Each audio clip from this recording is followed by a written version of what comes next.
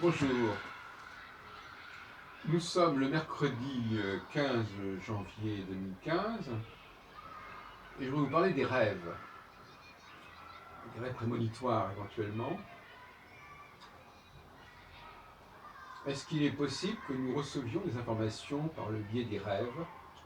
J'ai abordé l'autre jour la question des rapports entre le conscient et le subconscient et la possibilité par le biais de la divination d'accéder à un niveau du subconscient, c'est-à-dire des choses que nous faisons mais sans le savoir en fait, dont nous n'avons pas connaissance mais qui sont déjà engagées.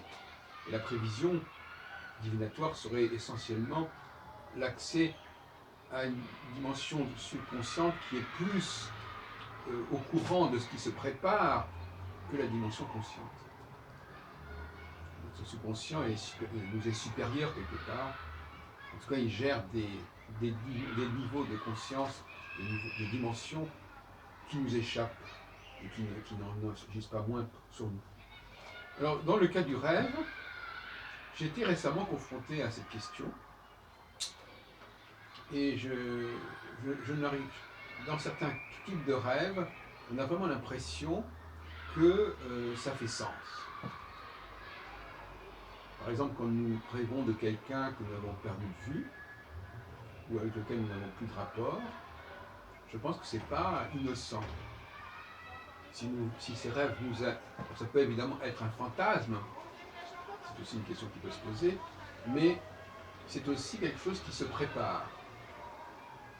Et moi-même, par exemple, j'ai été voir l'autre jour une voyante, qui m'avait parlé d'une possibilité de reprendre avec une personne. Et cette nuit, j'ai rêvé que je retrouvais cette personne et que je reprenais quelque chose avec elle.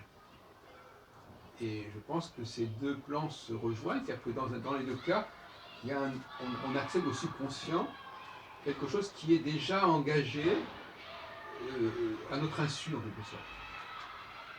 La question est de savoir si ce que je rêve à propos de cette personne, elle-même, cette personne, l'a rêvé à mon propos. Ce serait intéressant de comparer les rêves. Ce qui serait intéressant, c'est de voir que les deux personnes ont chacune rêvé de la même scène, peut-être même à la limite, en tout cas d'une scène qui, dans les deux cas, impliquait une rencontre, renouer une relation, renouer des liens. Donc, il ne s'agit pas véritablement de prévision. Qu'est-ce que c'est que la prévision? La prévision, c'est de prévoir ce qui, en réalité, on ne peut prévoir que ce qui est prévisible, en fait. La prévision, et ce qui est prévisible, c'est ce qui est déjà engagé. Si par exemple, je vois si je perçois des nuages, je peux dire qu'il va pleuvoir. Si je reçois une goutte de pluie, bon, c'est la fameuse hirondelle qui ne fait pas le printemps, mais qui fait quand même le printemps. Et des signes avant-coureurs. Alors, effectivement, par la divination et par le rêve, on a des signes avant-coureurs. Mais des signes avant-coureurs de quelque chose qui est déjà là. Qui est là, en puissance, mais qui ne s'est pas encore complètement manifesté, mais qui est quand même déjà là. Et si c'est déjà là, c'est que ça a été engagé par notre action. Ce n'est pas quelque chose qui est écrit à l'avance. C'est quelque chose qui est en train de s'écrire et dont nous ne savons pas que c'est en train de s'écrire. Et la divination, y compris éventuellement l'élément onirique, on parle d'ailleurs d'oniromancie, la divination nous permet d'accéder à ce créneau particulier de quelque chose qui est déjà là, mais qui est en train néanmoins de se manifester. Et donc on pourrait dire un mouvement d'avance, un train d'avance. C'est comme par exemple quelqu'un, vous savez les fameux arrêts d'autobus maintenant à Paris, on nous dit voilà le bus ça va arriver dans tant de minutes. Bon.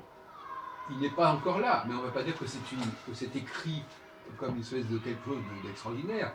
C'est en train, c'est en bonne voie. C'est en voie de se manifester.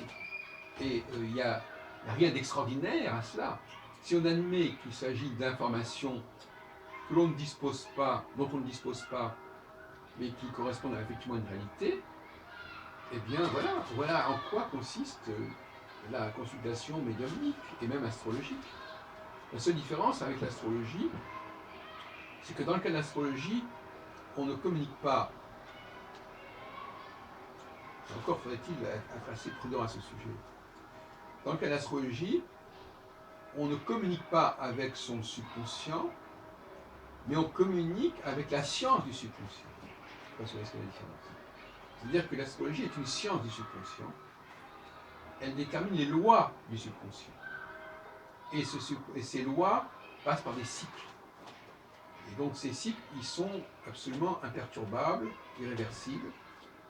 Et il faut donc les connaître parce que ça nous permet de voir comment nous allons fonctionner. Mais c'est très général, bien évidemment, c'est très général. Mais ça n'empêche pas de greffer des données précises et personnelles sur des cycles généraux. Dans le cas de la divination extra-astrologique, plus ou moins extra-astrologique, je m'entends bien, extra-astrologique par rapport à mon astrologie à moi, mais l'astrologie courante, elle est totalement divinatoire. Il faut très bien juste connaissance. Le thème natal, toute forme de thème, de dressage de thème est divinatoire, sans aucun doute. C'est pas ce que j'appelle de l'astrologie, c'est de l'astromancie. C'est pas la même chose. L'astrologie est le fait d'une discipline qui s'est constituée il y a des millénaires et qui a élaboré un cadre de vie pour l'homme. Et l'astromancie, c'est une façon de lire ce qui se passe en nous, dans notre subconscient, personnel. La différence de l'astrologie n'est pas personnelle. Elle nous parle du cours du monde. L'astromancie est individuelle. Et donc c'est à un autre niveau que ça se passe. Et ça se passe, la divination, elle est dans l'immédiat, elle est dans le futur immédiat. Le futur immédiat, c'est-à-dire ce qui est déjà là, mais qui n'est pas encore apparu. Alors que l'astrologie peut nous parler de ce qui va se passer dans 500 ans, en 30 ans. Mais elle n'en parlera qu'une façon extrêmement générale. Mais c'est déjà très précieux. Donc compléter l'astrologie par la divination n'est pas inintéressant, parce que nous avons besoin de savoir comment notre subconscient fonctionne sur le long terme, quelles sont les lois de ce subconscient. Et puis nous avons besoin aussi éventuellement de savoir ce qui est déjà engagé sans que nous en ayons pleinement conscience. De la même façon d'ailleurs que nous avons besoin parfois d'avoir conscience. Le médecin est quelqu'un qui doit savoir comment fonctionne notre subconscient organique, alors qu'en général nous n'en avons pas connaissance et conscience clairement. Quand nous sommes malades, il faut que quelqu'un sache intervenir. Il y a un chirurgien, il faut que l'anatomie existe, mais on peut vivre sans avoir aucune connaissance d'anatomie. Tout dépend de la gravité de la situation. Mais l'astrologue, au sens de l'astrologie des 7 ans, c'est un anatomiste. L'astrologue classique, c'est quelqu'un qui simplement va vous dire ce qui est déjà là dans l'immédiat. Mais il ne va pas vous dire dans quel état vous serez dans 3 ans ou dans 4 ans. C'est au-dessus de ses forces. Mais il peut vous dire ce qui est déjà là, ce qui est prévu, si on peut dire, par rapport à ce que vous avez vous-même généré. Mais ce que je voudrais conclure sur ce point, tout cela ne veut absolument pas dire que ce qui va nous arriver est déjà écrit à l'avance. Pour 2 raisons. D'abord, je l'ai dit tout à l'heure, on peut prévoir par l'astrologie, mais on ne peut pas prévoir ce qui nous arrivera individuellement. Ça, c'est mon approche. Et au niveau de la divination, on ne peut pas prévoir réellement ce qui va venir, mais seulement ce qui est en train de se faire, et dont nous n'avons pas conscience. Donc, l'élément qui va disparaître de mon discours, c'est l'élément, oui, qu'est-ce qui va m'arriver? Non, qu'est-ce qui va m'arriver? Ce n'est pas la bonne question.